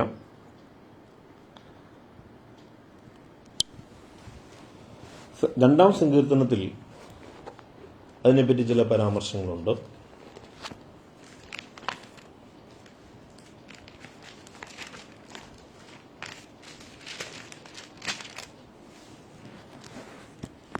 രണ്ടാം സങ്കീർത്തനത്തിൽ എഴുതിയിരിക്കുന്ന പരാമർശങ്ങൾ വായിക്കാം. അവിടെ എഴുതിയിരിക്കുന്നു, അതിൻ്റെ 6-ാം വാക്യത്തിൽ, എൻ്റെ വിശുദ്ധ പർവ്വതമായ സിയോനിൽ ഞാൻ എൻ്റെ രാജാവിനെ വാഴിച്ചിരിക്കുന്നു. ഞാനൊരു നിർണയം പ്രസ്താവിക്കുന്നു. യഹോവ എന്നോട് അരുളി ചെയ്തത്, നീ എൻ്റെ പുത്രൻ, ഇന്ന് ഞാൻ നിന്നെ ജനിപ്പിച്ചിരിക്കുന്നു. നോക്കുക, ഇവിടെ ക്രിസ്തുവിനെ കുറിച്ചാണ്. അതായത് മഹാദൈവത്തിനകത്തുള്ള പുത്രൻ എന്ന് പറയുന്ന ആ ദൈവാംശം, ആ മഹാദൈവത്തിന്റെ ഒരംശം പോലും കുറയാണ്ട് മനുഷ്യന്റെ വീണ്ടെടുപ്പ് അല്ലെങ്കിൽ പ്രപഞ്ചത്തിന്റെ വീണ്ടെടുപ്പ്, മനുഷ്യന്റെ മാത്രമല്ല സർവ്വ പ്രപഞ്ചത്തിനെ, അതായത് പിശാച് നശിപ്പിച്ച് കളയുന്ന, ഇത് ചെയ്യുമ്പം പിശാചില്ല, ഈ പറയുന്ന ദൂതന്മാരില്ല, ആരുമില്ല. എന്നാൽ പിശാച് തകർത്ത് കളയും അല്ലെങ്കിൽ എല്ലാ രീതിയിലും വഷളാക്കി കളയുന്ന ആ പ്രപഞ്ചത്തെയും മനുഷ്യനെയും ഭൂമിയെയും തിരിച്ച് വീണ്ടെടുക്കാൻ, യഥാസ്ഥാനപ്പെടുത്താനായിട്ട് ദൈവത്തിൻ്റെ മാസ്റ്റർ പ്ലാനിൽ ദൈവം മറ്റൊരു രൂപം, അതായത് ദൈവത്തിൽ നിന്ന് ഒരു അംശം പോലും കുറവില്ലാതെ ഒരഭിഷിക്തൻ അല്ലെങ്കിൽ പുത്രൻ എന്ന് പറയുന്ന മറ്റൊരു വ്യക്തിത്വമായി ദൈവം, സൃഷ്ടിപ്പല്ല എന്ന് ഓർക്കണം, ദൈവം തന്നെ മറ്റൊന്നായി മാറി നിൽക്കുകയാണ്. അത് ഈ പ്രപഞ്ചോൽപത്തിക്ക് മുമ്പുണ്ടായി. അപ്പം നിങ്ങൾ ആലോചിക്കണം, നിങ്ങൾ ചിന്തിക്കണം, നിങ്ങൾ നോക്കുക, ഞാൻ ഒരു കാര്യം ശ്രദ്ധിച്ച് കേൾക്കുക. പിതാവായ ദൈവത്തിൽ നിന്ന് ഒട്ടും എളുപ്പം പുത്രനാം ദൈവം അഥവാ ക്രിസ്തുവിനില്ല. പക്ഷെ ക്രിസ്തു എന്ന് പറയുന്നത് ഭൂമിയിൽ മനുഷ്യന്റെ കാഴ്ചപ്പാടിൽ ദൈവമായിട്ടിരിക്കുമ്പോൾ തന്നെ ക്രിസ്തു എന്ന് പറയുന്ന ദൈവത്തിന്റെ പുത്രൻ എന്നുള്ളത്, അതായത് യഥാർത്ഥ മഹാദൈവത്തിൽ നിന്നുള്ള ഒരംശം എന്ന നിലയിൽ ദൈവത്തിന്റെ പുത്രൻ, ദൈവപുത്രൻ എന്ന സ്ഥാനമാണ് ക്രിസ്തു അഥവാ രക്ഷകനുള്ളത്. അപ്പൊ നിങ്ങൾ ഓർക്കണം, ഈ ക്രിസ്തു പിന്നെ മനുഷ്യനായിട്ട് ഭൂമിയിലേക്ക് വരും. അപ്പോൾ അവൻ സ്വീകരിക്കുന്ന പേര് മനുഷ്യപുത്രൻ. പ്രപഞ്ചോത്പത്തിക്ക് മുമ്പ് താൻ ദൈവപുത്രൻ എന്ന നിലയിൽ ദൈവത്തിൽ നിന്നും മറ്റൊരു രൂപമായി മാറുന്നു. സൃഷ്ടിക്കുകയല്ല, ദൈവത്തിൽ നിന്ന് ഒരു അംശം പോലും കുറയാണ്ട് മറ്റൊന്നായി മാറുന്നു. അപ്പൊ തന്നെ ആ ക്രിസ്തുവിലും ദൈവമുണ്ട്, അല്ലെങ്കിൽ പിതാവായ ദൈവമുണ്ട്, പരിശുദ്ധാത്മാവായ ദൈവമുണ്ട്. പിതാവായ ദൈവത്തിലും ക്രിസ്തുവുണ്ട്, അതായത് പുത്രനുണ്ട്, പരിശുദ്ധാത്മാവായ ദൈവമുണ്ട്. പക്ഷെ പ്രപഞ്ചോൽപത്തിക്ക് മുമ്പ് ആദിയിൽ ഏകദൈവം അങ്ങനെ നിൽക്കുമ്പോൾ തന്നെ പ്രപഞ്ചോൽപത്തിക്ക് മുമ്പ് നമുക്ക് രണ്ട് വ്യക്തിത്വങ്ങളെ കാണാം, രണ്ട് ദൈവങ്ങളില്ല. ദൈവവും ദൈവപുത്രനായ ക്രിസ്തു. ദൈവപുത്രനായ ക്രിസ്തുവിൻ്റെ ധർമ്മം അല്ലെങ്കിൽ കടമ എന്ന് പറയുന്നത് ഇനി സൃഷ്ടിക്കാൻ പോകുന്ന പ്രപഞ്ചത്തെയും ഭൂമിയെയും മനുഷ്യനെയും പിശാച് എന്ന് പറഞ്ഞ് ഇനി സൃഷ്ടിക്കപ്പെടാൻ പോകുന്ന ദൂതൻ നശിപ്പിക്കുമ്പോൾ അതിൽ നിന്ന് തിരിച്ച് ഭൂമിയെ പ്രപഞ്ചത്തെയും വീണ്ടെടുക്കുക എന്നുള്ള ഉദ്ദേശത്തിലാണ് ഈ പുത്രൻ എന്ന ക്രിസ്തു, അല്ലെങ്കിൽ ദൈവത്തിൻ്റെ അംശം തന്നെ അല്ലെങ്കിൽ ദൈവം തന്നെ മറ്റൊന്നായി മാറി നിൽക്കും. ഇത് വന്നതിന് ശേഷമാണ് പ്രപഞ്ചം ഉണ്ടാകുന്നത്. അപ്പം അതുകൊണ്ടാണ് നമ്മൾ ഉൽപ്പത്തി പുസ്തകത്തിൽ കാണുമ്പോൾ നാം നമ്മുടെ സ്വരൂപത്തിൽ നമ്മുടെ സാദൃശ്യപ്രകാരം മനുഷ്യനെ ഉണ്ടാക്കുക എന്ന് പറയുന്നു. അവിടെ തീർച്ചയായിട്ടും ഈ പിതാവായ ദൈവം ദൈവപുത്രനായിരിക്കുന്ന ക്രിസ്തുവിനോട് സംസാരിക്കുന്നതായാണ് ആ ഉൽപ്പത്തി 1:26 കാണുന്ന നാം നമ്മുടെ സ്വരൂപത്തിൽ നമ്മുടെ സാദൃശ്യപ്രകാരം മനുഷ്യനെ ഉണ്ടാക്കുക. ഇനി നോക്കുക, എന്നാ പിന്നെ ദൈവത്തിന് ഇതെല്ലാം ചെയ്താൽ മതിയോ എന്ന് വെച്ചാൽ, ദൈവം ദൈവമായി ഇരിക്കുമ്പോൾ തന്നെ ഈ ക്രിസ്തു അഥവാ ദൈവപുത്രൻ സ്വർഗത്തിൽ താൻ അവിടെ ഉണ്ടാവണം. മനുഷ്യനുമായിട്ടും മറ്റു കാര്യങ്ങളിലേക്കൊക്കെ ഇടപെടാൻ പോകുമ്പോൾ ഇനി ഇടപെടാൻ പോകുന്നത് ഈ ദൈവപുത്രനായ ക്രിസ്തു ആയിരിക്കും. മഹാദൈവം ഇക്കാര്യങ്ങളിൽ നേരിട്ടിടപെടുന്നില്ല. കാരണം തൻ്റെ പൂർണ്ണത തന്നെ ക്രിസ്തുവിലുണ്ട്. താൻ ആരാണോ അത് തന്നെയാണ് ക്രിസ്തു. പക്ഷെ അപ്പോഴവിടെ മനുഷ്യനല്ല, യേശു എന്ന പേരിൽ താൻ അറിയപ്പെടുന്നത് കാലസമ്പൂർണത വരുമ്പോൾ, അല്ലെങ്കിൽ ഇന്നൊക്കെ 2000-ലധികം വർഷങ്ങൾക്ക് മുമ്പ് മറിയ എന്ന ആ കന്യകയായിരിക്കുന്ന സഹോദരിയിൽ, അല്ലെങ്കിൽ മറിയയിൽ ഉരുവാകുമ്പോൾ ആണ്, അല്ലെങ്കിൽ ഭൂമിയിലേക്ക് ജനിക്കുമ്പോഴാണ് താൻ, അതായത് അത് പുരുഷന്റെ ഇഷ്ടത്താലല്ല, സ്ത്രീയുടെ ഇഷ്ടത്താലല്ല, വചനം ജഡമായി തീരുകയാണ്. ഒരു ബീജവും അണ്ടവും കൂടെ ചേർന്നുള്ള ജനനമല്ല ക്രിസ്തുവായ യേശു ഭൂമിയിലേക്ക് ജനിച്ചു. യേശു എന്ന പേരിൽ താൻ ഭൂമിയിലേക്ക് വരുന്ന അന്ന് മുതൽ താൻ മനുഷ്യപുത്രനാകുന്ന യേശു ക്രിസ്തുവാണ്. അതായത് ക്രിസ്തുവായിട്ട് ഈ പ്രപഞ്ച സൃഷ്ടിക്ക് മുമ്പ് ദൈവത്തിൽ നിന്ന് വേർപെട്ട് നിൽക്കുമ്പോൾ, സാക്ഷാൽ ദൈവമായിരിക്കെ തന്നെ ദൈവത്തിൽ നിന്ന് വേർപെട്ട് നിൽക്കുമ്പോൾ അവൻ യേശു എന്ന പേരില്ല. അവൻ യേശു എന്ന പേര് ലഭിക്കുന്നത് മറിയയിൽ നിന്ന് ഭൂമിയിലേക്ക് പുറത്തു വരുന്ന ആ ജഡത്തിലെത്തിക്കഴിയുമ്പോൾ അവിടെ മനുഷ്യപുത്രനാണ്. അന്ന് മുതലാണ് യേശു എന്ന പേരുള്ള സ്വീകരിക്കുന്നത്. അപ്പോൾ തന്നെ ഒരു കാര്യം നമ്മൾ മനസ്സിലാക്കണം, യേശുവായി വന്നിരിക്കുന്ന ക്രിസ്തുവിന് പ്രപഞ്ചത്തെക്കാൾ പഴക്കമുണ്ട്. മഹാദൈവത്തിന് എത്ര പഴക്കമുണ്ടോ, അഥവാ മഹാദൈവത്തിന് പഴക്കം ആർക്കും പറയാൻ പറ്റൂലെങ്കിൽ അത്രത്തോളം പഴക്കം ക്രിസ്തുവിനുണ്ട്.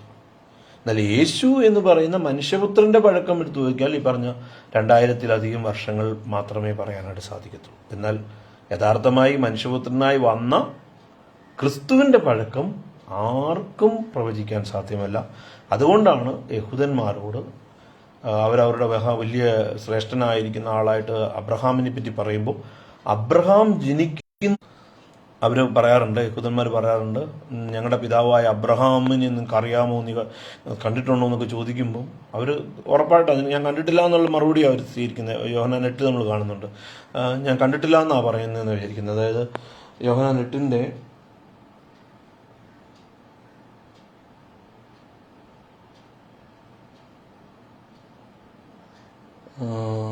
56 മുതൽ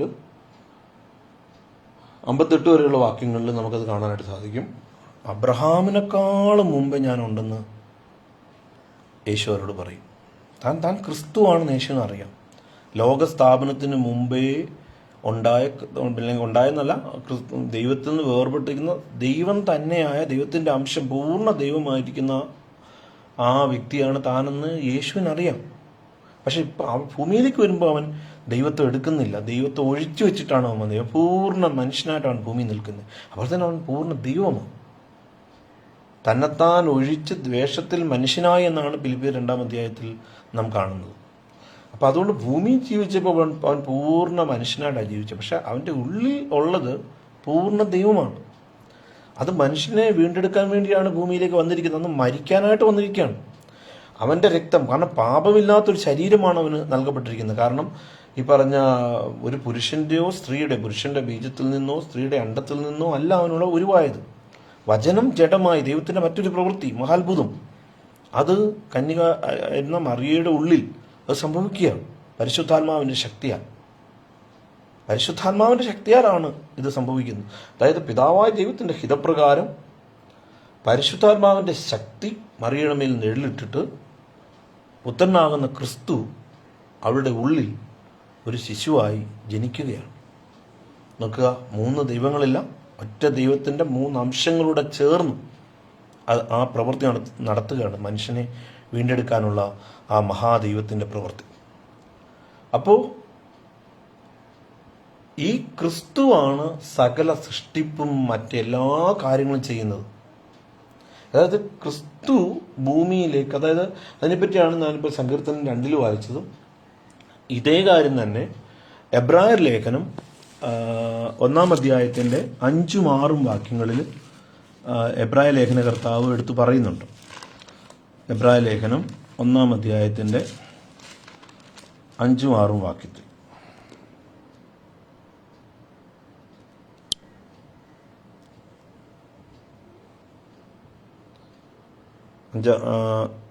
അഞ്ചാം വാക്യത്തിലിരിക്കുന്നു.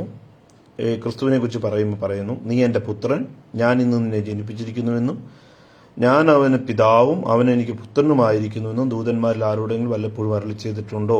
ആദ്യജാതനെ പിന്നെയും ഭൂതലത്തിലേക്ക് പ്രവേശിപ്പിക്കുമ്പോൾ അവിടെ നോക്കുക, അവിടെ ക്രിസ്തുവിനെ ആദ്യജാതൻ എന്ന് വിളിക്കുന്നു. അപ്പൊ ആദ്യജാതൻ എന്ന് പറയുമ്പം പ്രപഞ്ചത്തിന്റെ ആദ്യജാതൻ. പക്ഷെ ആദ്യജാതൻ, ഏകജാതൻ എന്നൊക്കെയുള്ള വാക്ക് ക്രിസ്തുവിന് വരുമ്പോൾ ഓർക്കണം, സൃഷ്ടിയെയാണ് സാധാരണ ജാതൻ എന്നുള്ള അർത്ഥത്തിൽ പറയുന്നത്. പക്ഷേ ഏകജാതൻ, ആദ്യജാതൻ എന്ന് പറയുമ്പോൾ സൃഷ്ടിയല്ല ക്രിസ്തു. ദൈവം തന്നെ ദൈവത്തിന്റെ ഒരു അംശമായി, പൂർണ്ണ ദൈവം മറ്റൊരു വ്യക്തിയായിട്ട് മാറുകയാണ്. അപ്പൊ രണ്ട് ദൈവമായിട്ടല്ല, പിന്നത്തെ അവിടുത്തെ സ്ഥാനം ദൈവപുത്രൻ എന്നുള്ളതാണ്. എന്നാൽ ഭൂമിയിൽ മനുഷ്യന് മനസ്സിലാക്കാൻ വേണ്ടി പറയും അവൻ പൂർണ്ണ ദൈവം തന്നെയാണ്. പക്ഷെ അപ്പം തന്നെ അവൻ ദൈവപുത്രനാണ്. അവൻ ദൈവമാണ്, പിതാവായ ദൈവം തന്നെയാണ്. ആ ദൈവത്തിന്റെ സ്ഥാനത്തിനൊട്ടും മാറ്റം വരുത്താതിരിക്കാൻ വേണ്ടി പറയും പിതാവായ ദൈവം. മനുഷ്യനായിട്ടിരിക്കുമ്പോൾ പിതാവായ ദൈവം എന്ന് വിളിക്കുന്നു. പക്ഷെ അവൻ തന്നെ ദൈവം, അവനിൽ തന്നെ പിതാവുണ്ട്. ഞാൻ പിതാവിലും പിതാവ് എന്നിലും ആകുന്നു നിങ്ങൾ അറിയണം എന്ന് കർത്താവ് യോഹന്നാന്റെ സുവിശേഷത്തിൽ പലതവണ പറയുന്നുണ്ട്. അപ്പം അതുകൊണ്ട് അങ്ങനെയാണ് ഈ രണ്ട് നിലയിൽ നമുക്ക് കാണാൻ സാധിക്കുന്നത്, ദൈവവും ദൈവപുത്രനും. അപ്പം രണ്ട് ദൈവവും ഇല്ല ഓർക്കുക, എന്നാൽ ക്രിസ്തു ദൈവം തന്നെയാണ്. അപ്പോൾ അതിനെപ്പറ്റി നമ്മൾ രണ്ടാം സങ്കീർത്തനത്തിൽ പറഞ്ഞത് വായിച്ചു. അപ്പോൾ തന്നെ ഈ പറഞ്ഞതുപോലെ എബ്രായ ലേഖനം 1 അധ്യായത്തിൻ്റെ 5 മുതൽ 7 വരെയുള്ള വാക്യങ്ങൾ അവർ പറയും നമ്മൾ വായിക്കുന്നു. പിന്നീട് സദൃശ്യവാക്യത്തിന്റെ 8:22 മുതൽ 31 വരെയുള്ള വാക്യങ്ങൾ നോക്കുമ്പോൾ സകലത്തിനു മുമ്പേ ഞാൻ ഉണ്ടായിരുന്നു, സൃഷ്ടിയുടെ ആരംഭത്തിൽ തന്നെ എന്നെ ഉളവാക്കി എന്ന്, ഉണ്ടാക്കി അല്ലെങ്കിൽ സൃഷ്ടിക്കപ്പെട്ടു എന്നുള്ളതല്ല. ആ വാക്യം ഞാൻ വായിക്കാം. സദൃശ്യവാക്യങ്ങൾ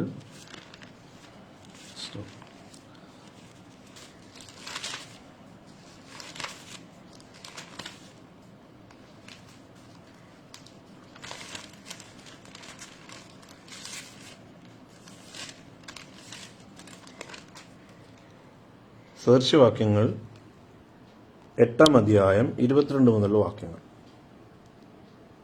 യഹോവ പണ്ടേ തന്റെ വഴിയുടെ ആരംഭമായി തന്റെ പ്രവൃത്തികളുടെ ആദ്യമായി എന്നെ ഉളവാക്കി.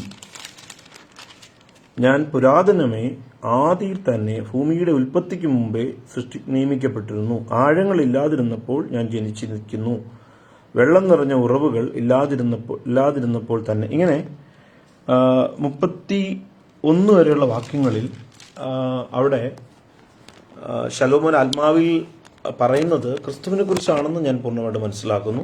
നിങ്ങൾക്ക് അതിനെപ്പറ്റി തർക്കിക്കാം, പക്ഷെ അവിടെ എല്ലാം അത് രേഖപ്പെടുത്തിയിരിക്കുന്നു. ഇനിയും യോഹന്നാൻ സുവിശേഷം 17 അധ്യായത്തിന്റെ 1 മുതൽ 5 വരെ പിതാവെ തോട്ടത്തിൽ വെച്ചിട്ട് അവസാനത്തെ പ്രാർത്ഥന പ്രാർത്ഥിക്കുമ്പോൾ ക്രിസ്തു പ്രാർത്ഥിക്കുന്നത്, യേശുക്രിസ്തു പറയുന്ന വാക്കുണ്ട്, പിതാവെ ആദിയിൽ അങ്ങയുടെ അടുക്കൽ എനിക്കുണ്ടായ മഹത്വത്തിലേക്ക് എന്നെ തിരികെ കൊണ്ടുപോകണം എന്ന് വെച്ചാൽ തിരിച്ച് പിതാവായ ദൈവത്തിൽ ലയിക്കുക എന്നുള്ള നിലയിലല്ല. കാരണം ഇനിയും ഒത്തിരി കാര്യങ്ങൾ ചെയ്യാനുണ്ട്. പക്ഷെ മനുഷ്യൻ എന്ന നിലയിലുള്ള എൻ്റെ ഇവിടുത്തെ ഡ്യൂട്ടി അവസാനിച്ചിരിക്കുന്നു, അല്ലെങ്കിൽ ക്രൂശ് മരണത്തിനായിട്ട് ഞാൻ പോവുകയാണ്. തിരിച്ച് നിന്റെ വലത്തു ഭാഗത്ത് മനുഷ്യ സൃഷ്ടിക്ക് മുമ്പ്, പ്രപഞ്ച സൃഷ്ടിക്ക് മുമ്പ് മനുഷ്യന്റെ വീണ്ടെടുപ്പിന് വേണ്ടിയിട്ട് എന്നെ ഞാൻ നിന്നിൽ നിന്ന് വേർപെട്ട് ഉളവായി നിൽക്കുമ്പോൾ ഉണ്ടായിരുന്ന ആ സ്ഥലത്തേക്ക് എന്നെ കൊണ്ടുപോകണം. ഇപ്പം നോക്കുക, 17 അധ്യായത്തിൽ അതിൻ്റെ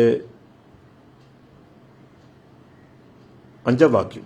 ഇപ്പോൾ പിതാവേ, ലോകമുണ്ടാകും മുമ്പേ എനിക്ക് നിന്റെ അടുക്കൽ ഉണ്ടായിരുന്ന മഹത്വത്തിൽ എന്നെ നിന്റെ അടുക്കൽ മഹത്വപ്പെടുത്തണമേ. നോക്കുക, അവിടെ കർത്താവ് പറയുന്ന, അല്ലെങ്കിൽ യേശു പറയുന്ന ഒരു കാര്യം, താൻ ക്രിസ്തുവാണ്, താൻ രക്ഷകനാണ്, തൻ്റെ ഉള്ളിൽ താൻ ദൈവമാണ്. യഥാർത്ഥത്തിൽ താൻ ദൈവമാണ്. പക്ഷെ ദൈവപുത്രൻ എന്ന നിലയിലാണ് സ്വർഗത്തിലെ സ്ഥാനം. യഥാർത്ഥ സ്ഥാനം പിതാവിൻ്റെ ഉള്ളിലാണ്. മഹാദൈവമാണ് താനും. അല്ലെങ്കിൽ മഹാദൈവമാണ് താൻ എന്ന് വെച്ചാൽ താൻ മഹാദൈവത്തിൽ തന്നെയാണ്. അല്ലെങ്കിൽ മഹാദൈവത്തിന്റെ എല്ലാ അംശവും തന്നിലുണ്ട്. 3 ദൈവങ്ങളില്ല. പരിശുദ്ധാത്മാവിന്റെ പോലെ തന്നെ പുത്രനാകുന്ന ക്രിസ്തുവാകുന്ന താൻ ആ പിതാവിനുള്ളിൽ തന്നെയാണ്. ഇതിൽ തന്നെ നമ്മൾ വായിക്കുന്നു, യോഹന്നാന്റെ സുവിശേഷത്തിൽ നമ്മൾ വായിക്കുന്നു, പിതാവ് എന്നിലും ഞാൻ പിതാവിലുമാകുന്നു എന്ന് താൻ കർത്താവ് പറയുന്നുണ്ട്. അപ്പോൾ അവിടെ നമ്മളത് കാണുന്നു. അപ്പോൾ ഇതിൽ നിന്നെല്ലാം നമുക്ക് മനസ്സിലാകുന്നൊരു കാര്യം, ലോക സ്ഥാപനത്തിന് മുമ്പേ ക്രിസ്തു ഉണ്ടാക്കി സൃഷ്ടിക്കപ്പെട്ടു. അല്ലെങ്കിൽ സൃഷ്ടി എന്ന് പറയുന്നത് തെറ്റാണ്, അങ്ങനെ പറയാൻ പാടില്ല. അതുകൊണ്ട് തന്നെ ഉളവായി എന്ന് പറയാൻ പറ്റും. അതെന്തിനു വേണ്ടി? പ്രപഞ്ചത്തെ വീണ്ടെടുക്കാൻ, മനുഷ്യനെ വീണ്ടെടുക്കാനുള്ള പദ്ധതിയാണ്. അപ്പോൾ അതിൽ തന്നെ എപ്പോൾ ക്രിസ്തുവിന് ഭൂമിയിലേക്ക് വരാൻ സാധിക്കും? ഇപ്പോൾ വളരെ തെറ്റിദ്ധരിക്കപ്പെട്ടിരിക്കുന്ന ഒരു വാക്യമാണ്. ചിലർ വിളിച്ചു പറയാറുണ്ട്, ക്രിസ്തു അതായത് അവൻ ക്രൂശ് മരണത്തിന് ശേഷം ക്രിസ്തു സ്വർഗത്തിലേക്ക് പിതാവിൻ്റെ അരികിലേക്ക് കടന്നുപോയി, എന്നിട്ട് ഇനിയും താൻ വീണ്ടും വരും, തൻ്റെ സഭയെ ചേർക്കാനായിട്ട് താൻ വീണ്ടും വരും, പിന്നെ ഈ ലോകത്തെ ന്യായം വിധിക്കാനായിട്ടുള്ള ക്രമീകരണങ്ങളുണ്ട്. അപ്പോൾ അതൊക്കെ പറയുമ്പോൾ എന്ന് വരും ചോദിക്കുമ്പം ഒരു വാക്യം എടുത്തിട്ട് ആളുകൾ തെറ്റിദ്ധരിച്ച് പറയാറുണ്ട്. അത് ഇതാണ്, അപ്പോസ്തല പ്രവൃത്തികൾ 3-ാം അധ്യായത്തിൻ്റെ 21-ാമത്തെ വാക്യത്തിൽ ഇരിക്കും, ദൈവം ലോകാരംഭം മുതൽ തന്റെ വിശുദ്ധ പ്രവാചകന്മാർ മുഖാന്തരം അരുളി ചെയ്തൊക്കെയും യഥാസ്ഥാനത്താകുന്ന കാലം വരുവോളം സ്വർഗം അവനെ കൈക്കൊള്ളേണ്ടതാകും. അപ്പോൾ ഒരു ചിന്ത വരുന്നത്, അപ്പം ഇനിയും പ്രവാചകന്മാരെല്ലാം കുറേ കാലങ്ങൾ ഇനിയും പ്രവചിക്കാനുണ്ട്, ആ പ്രവചനമെല്ലാം കഴിഞ്ഞിട്ടാണോ വരുന്നത്? ഇല്ല. തുടർന്ന് താഴോട്ട് കാണുന്നത് മോശ പ്രവചിച്ച പ്രവചനവും ശമൂവേൽ മുതലായ ആളുകൾ പ്രവചിച്ച പ്രവചനമൊക്കെ എടുത്ത് പറയുന്നത്. അപ്പോൾ യഥാർത്ഥത്തിൽ പത്രോസ് അവിടെ പ്രസംഗിക്കുന്നത് ക്രിസ്തുവിനെ അയച്ചു കഴിഞ്ഞ കാര്യത്തെ പറ്റിയാണ്. അപ്പോൾ അതായത് പ്രപഞ്ച സൃഷ്ടിക്ക് മുമ്പേ ദൈവത്തിൽ നിന്ന് വേർപെട്ട് ദൈവപുത്രനായി നിൽക്കുന്ന ക്രിസ്തു സ്വർഗത്തിലാണ്. അവനെ സ്വർഗത്തിൽ കൈക്കൊണ്ടിരിക്കുകയാണ്. പിതാവ് ഭൂമിയിലേക്ക് അയക്കില്ല എന്നുവരെ സകല പ്രവാചകന്മാരും പ്രവചിച്ച പ്രവചനങ്ങൾ പൂർത്തിയാകുന്നവരെ, അതിന്റെ കാര്യങ്ങളൊക്കെ നിവർത്തിക്കുന്നവരെ. അതെന്നുവരെയാണെന്ന് വെച്ചാൽ അവസാനത്തെ പ്രവാചകൻ യോഹന്നാനാണ്, യോഹന്നാൻ സ്നാപകൻ. കർത്താവ് തന്നെ മത്തായി സുവിശേഷത്തിൽ പറയുന്നുണ്ട്, പ്രവാചകന്മാരുടെ കാലം എന്ന് പറയുന്നത് ന്യായപ്രമാണവും പ്രവാചകൻ യോഹന്നാൻ വരെ എന്നാണ്. യോഹന്നാൻ സ്നാപനത്തെ പറ്റി പറയുന്നത് അതുവരെയാണ്. അത് കഴിഞ്ഞാൽ ക്രിസ്തുവിന് വരണം. അതിനെപ്പറ്റി പൗലോസ് അപ്പോസ്തലൻ പറയുന്നത് ഗലാത്യർക്ക് എഴുതിയ ലേഖനം 4-ാം അധ്യായത്തിന്റെ 4-ാം വാക്യത്തിൽ എഴുതിയിട്ടുണ്ട്. ഞാൻ കഴിഞ്ഞ ദിവസം ഈ കാര്യങ്ങളെല്ലാം കൂടെ പറഞ്ഞിട്ട് മറ്റൊരു വീഡിയോ എടുത്തിരുന്നു. അത് കേൾക്കാത്തവർക്ക് വേണ്ടിയിട്ട് ഞാൻ ആ ഭാഗം ഒന്നും കൂടെ കാണിക്കാം. ഗലാത്യർ 4:4. ഗലാത്യർ 4:4 ഇങ്ങനെ, എന്നാൽ കാലസമ്പൂർണത വന്നപ്പോൾ ദൈവം തന്റെ പുത്രനെ സ്ത്രീയിൽ നിന്ന് ജനിച്ചവനായി ന്യായപ്രമാണം കീഴിൽ ജനിച്ചവനായി നിയോഗിച്ചയച്ചു. നോക്കുക, സ്വർഗം അവനെ കൈക്കൊള്ളേണ്ടതാകുന്നു എന്നവിടെ പറഞ്ഞിരിക്കുന്നത്, ഈ അപ്പോസ്തല പ്രവൃത്തി 3:21 പറഞ്ഞിരിക്കുന്നത് ക്രിസ്തുവിന്റെ 1-ാം വരവിനെ കുറിച്ചാണ്. എന്നുവരെ സ്വർഗം കൈക്കൊള്ളും? അതായത് പ്രപഞ്ച സൃഷ്ടിക്ക് മുമ്പേ ഉള്ളവനാണ് ക്രിസ്തു എന്ന് ഞാൻ പറഞ്ഞു. ആദിയിലില്ല, ആദി പിതാവായ ദൈവത്തിൽ തന്നെയാണ്. ക്രിസ്തു ഉണ്ട്, അത് പിതാവായ ദൈവത്തിൽ തന്നെയാണ്. പരിശുദ്ധാത്മാവും പിതാവായ ദൈവത്തിൽ തന്നെയാണ്. മനുഷ്യനിൽ ദേഹം ദേഹി ആത്മാവ് എന്നുള്ളതുപോലെ ക്രിസ്തു പിതാവായ ദൈവത്തിൽ തന്നെയാണ്. എന്നാൽ ലോക സൃഷ്ടി ആരംഭിക്കുമ്പോൾ, പ്രപഞ്ച സൃഷ്ടി ആരംഭിക്കുമ്പോൾ ഈ കാര്യങ്ങളെല്ലാം മുന്നമേ ദൈവത്തിന്, ആദിയിൽ തന്നെ അവസാനം അറിയാവുന്ന, ആൽഫയും ഒമേഗയുമാകുന്ന, ആദിയും അന്തവുമാകുന്ന ദൈവത്തിന് ഇതെല്ലാം അറിയാവുന്നതുകൊണ്ട് ദൈവം ഒരു പ്ലാൻ ഉണ്ടാക്കിയിട്ടാണ് ഇതെല്ലാം ദൈവം വന്നിരിക്കുന്നത്. അതുകൊണ്ടൊന്നും പരിഭ്രമിക്കാനില്ല. എല്ലാം കർത്താവിന്റെ പദ്ധതി പ്രകാരം ഈ പ്രപഞ്ചത്തിന്റെ സകല ഘടനകൾ, ഇനി കൊറോണ പിടിച്ചു കിടക്കുന്ന ലോകത്തിന്റെ ഘടന വരെയും ഈ പറയുന്ന സകല സംഭവങ്ങൾ എല്ലാം എന്തെല്ലാം ഉണ്ടോ അതെല്ലാം കർത്താവിന്റെ മാസ്റ്റർ പ്ലാൻ അനുസരിച്ചിട്ടാണ് എല്ലാം നീങ്ങുന്നത്. അപ്പൊ അതുകൊണ്ട് ഒന്നിനെ പറ്റിയും പരിഭ്രമിക്കേണ്ട കാര്യമില്ല. അപ്പൊ ആദ്യം ഇതെല്ലാം കർത്താവ് ക്രമീകരിച്ചിട്ടാണ് വരുന്നത്. ഇനി ഞാൻ മുന്നോട്ട് പോകട്ടെ. അപ്പോ കാലസമ്പൂർണത എന്ന് ദൈവം ഡേറ്റ് വെച്ചിട്ടുണ്ട്. എത്ര കാലം പ്രപഞ്ചത്തിൽ ഉണ്ടാവും, അല്ലെങ്കിൽ പ്രപഞ്ചം മൊത്തത്തിൽ എത്ര ഉണ്ടാവും, ഭൂമി എത്ര ഉണ്ടാവും, മനുഷ്യജാതി എത്ര വരെ ഉണ്ടാവും, ദൈവത്തിന്റെ പദ്ധതിയുണ്ട്, പ്ലാനുണ്ട്. അതൊക്കെ റോമാലേഖനം 11-ാം അധ്യായത്തിൽ വീണ്ടെടുപ്പിനെ പറ്റിയൊക്കെ ജാതികളുടെ പൂർണ്ണസംഖ്യ ചേരുവോളം എന്നൊക്കെ ഉള്ള കാര്യങ്ങളൊക്കെ എഴുതി വെച്ചിട്ടുണ്ട്. ഞാൻ എൻ്റെ സമയം ഒത്തിരിയും നീണ്ടുപോയതുകൊണ്ട് ഞാൻ ഇനി ആ വാക്യങ്ങൾ ഓരോന്നും കാണിക്കുന്നില്ല. 11-ാം അധ്യായം നിങ്ങൾ വായിച്ചു നോക്കുക. റോമാലേഖനം 11-ാം അധ്യായത്തിൽ അതിൻ്റെ 25-ാമത്തെ വാക്യത്തിലാണെന്ന് എനിക്ക് തോന്നുന്നു, അല്ലെങ്കിൽ 20 കഴിഞ്ഞുള്ള വാക്യങ്ങളൊക്കെ അത് എഴുതി വെച്ചിട്ടുണ്ട്. അപ്പോൾ ദൈവം അതെല്ലാം പദ്ധതി പ്രകാരമാണ് വന്നത്. അപ്പം ദൈവം ക്രിസ്തുവിനെ ഭൂമിയിലേക്ക് അയക്കുന്നത് കാലസമ്പൂർണ്ണത. ആ കാലസമ്പൂർണ്ണതയാണ് ഇന്നേക്ക് ഏതാണ്ട് 2000-ത്തിലധികം വർഷങ്ങൾക്ക് മുമ്പ് ബേഥലഹേമിൽ ക്രിസ്തു മറിയയിൽ ഉരുവായി വരുന്നത്, മനുഷ്യനായിട്ട്, ദൈവപുത്രനായിട്ട്. താൻ ഭൂമിയിലായിരുന്നു. അതിനുശേഷം താൻ ഭൂമിയിലെ പല പ്രവർത്തനം നടത്തി, തൻ്റെ ശിഷ്യന്മാരെ തിരഞ്ഞെടുത്തു. അതിനുശേഷം തനിക്ക് ദൈവം നേരത്തെ വാഗ്ദത്തം ചെയ്തതുപോലെ, ദൈവത്തിൻ്റെ പദ്ധതി പോലെ അവൻ്റെ രക്തം സകലമാന മനുഷ്യന് വേണ്ടിയിട്ടും കൊടുത്തിട്ടാണ് അവൻ പോയിരിക്കുന്നത്. കാരണം യേശുക്രിസ്തുവിലുള്ള വിശ്വാസം മൂലമാണ് രക്ഷിക്കപ്പെടുന്നത്. അതിനെപ്പറ്റി റോമാലേഖനം 3-ാം അധ്യായത്തിൽ നാം കാണുന്നു. റോമാലേഖനം 3-ാം അധ്യായത്തിലേക്ക് നാം വരുമ്പോൾ നമുക്കിവിടെ കാണാൻ സാധിക്കും.